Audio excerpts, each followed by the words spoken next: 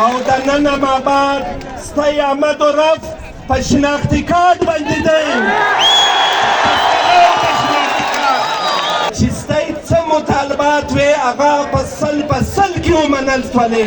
ټولو پښتنو ورونو ته مبارکي وایو د چمن بارډر دروازه د ننه څخه په شناختي کارت او تذکره باندې اعلان شوه چې اوس ملک اطلاق اسي د پرلط پر سټیج باندې اعلان وکړي. ویډیو تر اخره پاره سره وګورئ. ټول معلومات موږ تاسو ته په دغه ویډیو کې درکړي دي او ټولو پښتنو ورونو ته مبارکي وایو د چمن غیرتي ولس وګټل 10 میاشتې د پرلط بعد زموږ مطالبه ومنل شوې.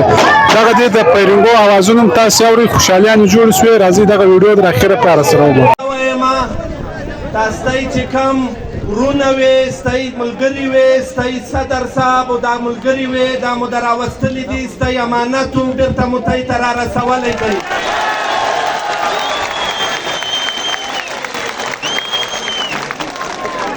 صدر صادق صاحب خبره وکړه چې که په دا کولو باندې خلک نه ودرېدې نو موږ د ده د کور د باندې پرلط کوو.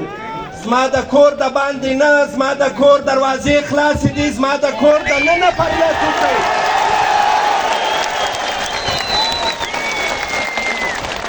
که خدای نخسته په دا پښتو، په دا زبان، په دا قول، په دا فعل کې موږ غلط وو نو دا لونګۍ چې مو را په سر کړې ده په دغه لونګۍ ما وتړئ دلته مو راولئ.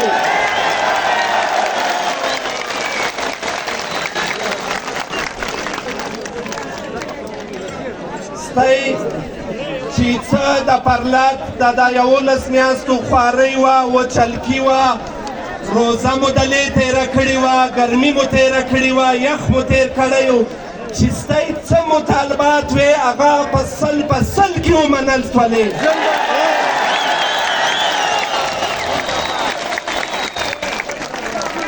په هغې کې د نن آباد د سبا سند د نن آباد د یوه خان، د یوه ملک، د یوه معتبر به یو شي کې یوه حصه نه یې خالي به د لغړیانو حصه یي.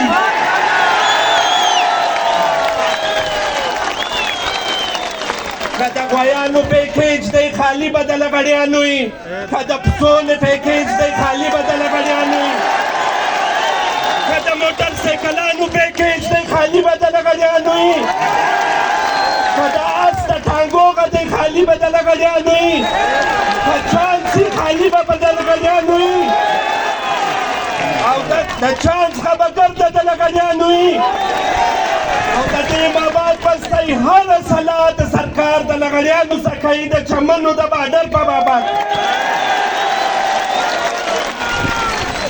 او د نن آباد ستی آمد و رفت په شناختي کارت باندې دی.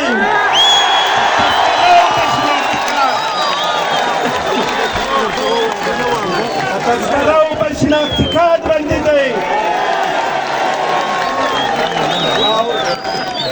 او چې موږ کم زموږ ورونه عزیزان دوستان یا دا نوي ځوانان چې دا 18 کاله هغه سوي دي چې شناختي کارډونه نه لري، د هغوی لپاره مو د ځان سره 10 د نادره ګاډیانې راوستل دي چې په کور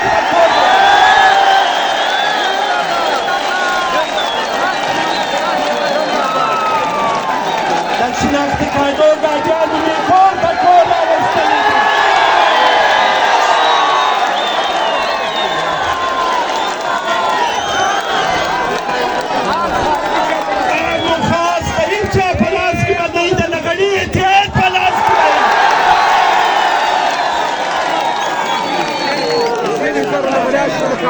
او ستی شناختي راتګ په شناختي کارت دی چې څوک یې نه لري هغه د شناختي کارت په ټوکن باندې وراځي.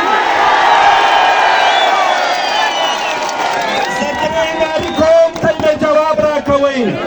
پاکستان پاکستان پاکستان. ډېره مننه.